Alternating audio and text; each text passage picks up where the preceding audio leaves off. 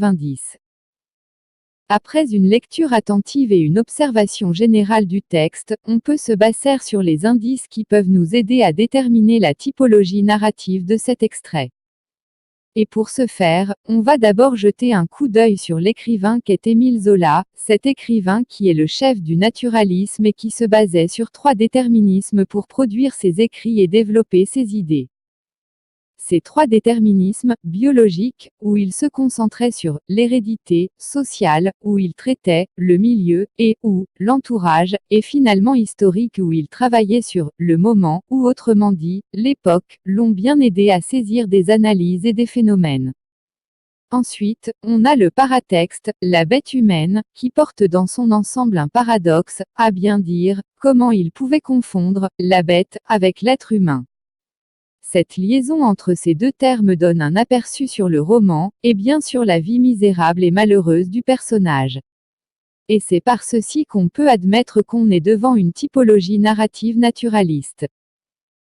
Dans le texte, l'écrivain commence bizarrement par une hésitation et un doute peut être, en utilisant ce terme on peut marquer la personnalité du personnage avec qui on a affaire dans tout le passage. Ce personnage qui commence par l'analyse de son entourage et de lui-même, est une personne qui cherche à comprendre sa personne et son état. Finalement connu, Jacques Lantier trouve une fêlure et une instabilité non pas chez lui seulement mais chez toute sa famille. Et c'est ici qu'il découvre que c'est héréditaire, commençant par ses frères qui ne pouvaient avouer le mal qu'ils avaient, et bien précisément l'aîné que la fatalité l'emporte sur le pouvoir. Il arrive largement à parler de toute sa famille instable. Ce mal qu'il ne pouvait comprendre devient par la suite une maladie physique dont il ne connaît toujours pas la source. Ensuite, ce maladie progresse et devient psychologique, par l'expression de subtiles pertes d'équilibre, comme des cassures, des trous par lesquels son moi lui échappait, au milieu d'une sorte de grande fumée qui déformait tout. On remarque très bien comment cet homme ne se maîtrise pas et qui n'est pas fixe, qui trouve toutes les solutions dans la violence et dans la rage même s'il ne buvait pas comme faisait sa famille. Pour lui, l'alcool était un support à sa sauvagerie, il se poussait même à dévorer, manger, tuer, des femmes. Ce personnage, qui a été introduit par l'écrivain d'une façon animalière, finit par ressembler et se comporter comme une bête sauvage. L'écrivain appuie ici sur le déterminisme biologique, tout en se basant sur un champ lexical bestial, se dévorait, la bête enragée, sauvagerie, loup, et une liaison entre les phénomènes, l'alcool conduit à la violence, tout pour montrer les tares dont souffrait cette famille, et comment l'hérédité pouvait transmettre des souffrances et des malheurs à travers toute une génération. Et c'est avec cela qu'on confirme la typologie de ce passage qui est annoncé auparavant, c'est une typologie narrative naturaliste. Pas une méthode de notre professeur. Chacun peut produire son propre texte. Texte, extrait du roman « Les Confessions » de Jean-Jacques Rousseau, 1782. Après la lecture profonde du texte qu'on a devant les yeux et l'observation générale, on peut retirer quelques indices qui peuvent nous conduire à déterminer le genre de ce texte.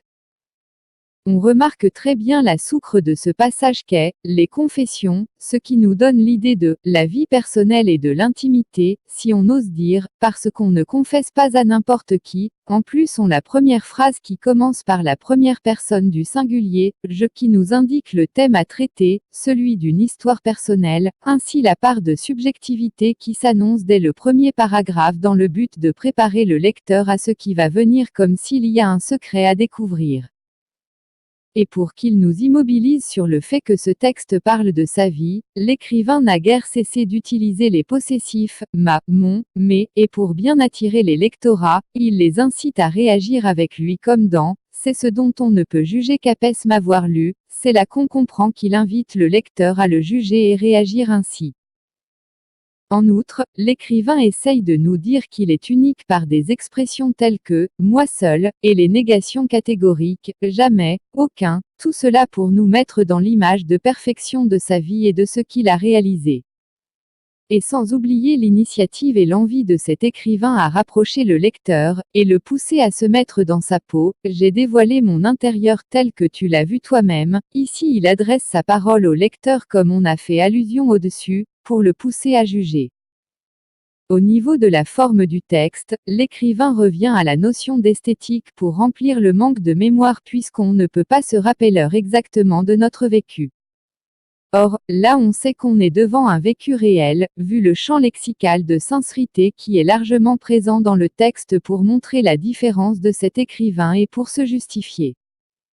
Donc, l'ensemble de tous ces indices nous garantit qu'on est devant une autobiographie. Pas une méthode de notre professeur. Chacun peut produire son propre texte. Texte, extrait du roman « Mémoires d'outre-tombe » de Chateaubriand 1849. La lecture approfondie de ce passage nous a mis dans la scène qui se joue.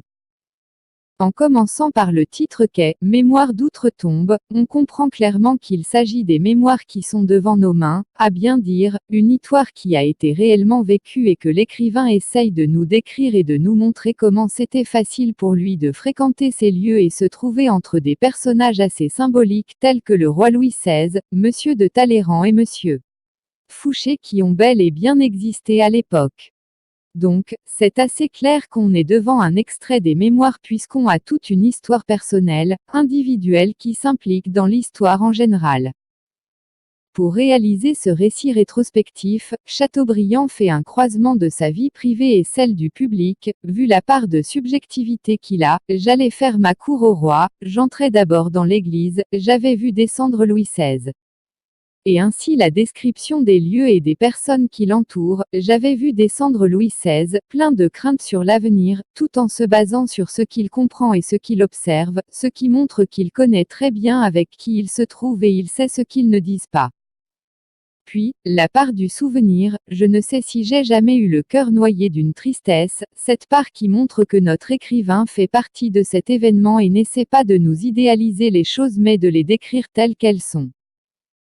En outre, cet extrait est fait d'une structure grammaticale assez riche, l'écrivain a bien utilisé le passé simple, un boulanger nous hébergea, je fis ma prière, pour montrer qu'il était témoin du vécu, et qu'il relate ses actions à lui.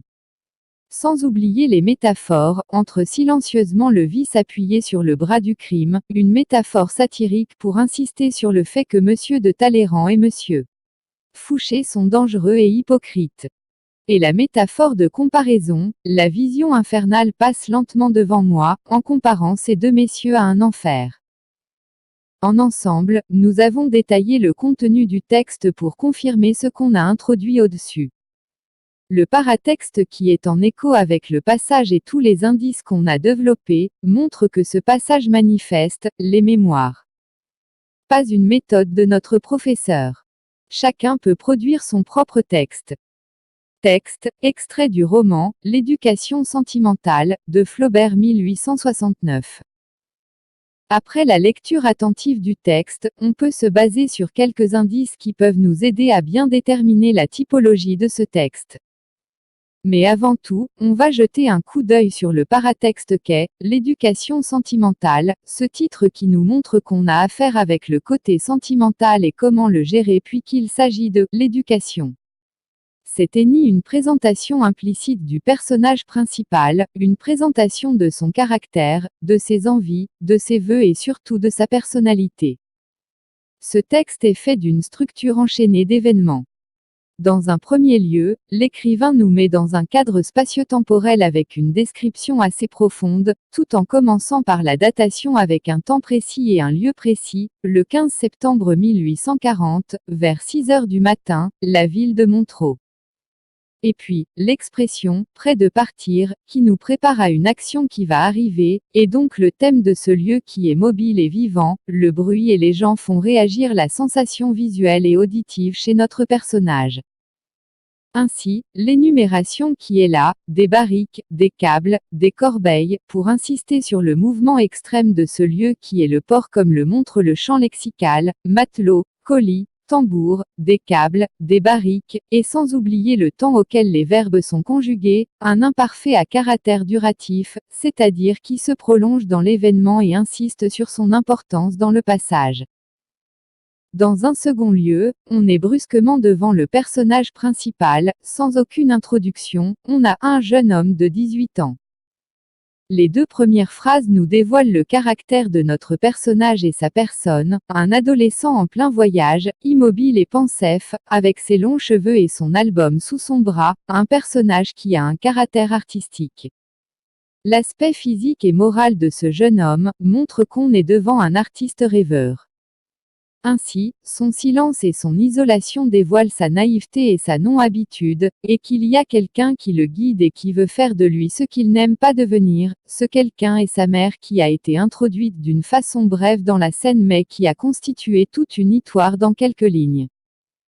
Le jeune Frédéric qui est en plein voyage sur le navire de retour du Havre, là où il allait voir son oncle sous les recommandations de sa mère, pour un héritage afin d'aller faire son droit. Ici donc, on a une imposition indésirable, ce qui complète ce qu'on a développé au-dessus. En récapitulant, le texte est écrit d'une manière si brève, mais qui porte plein de détails et d'histoires au-delà les lignes.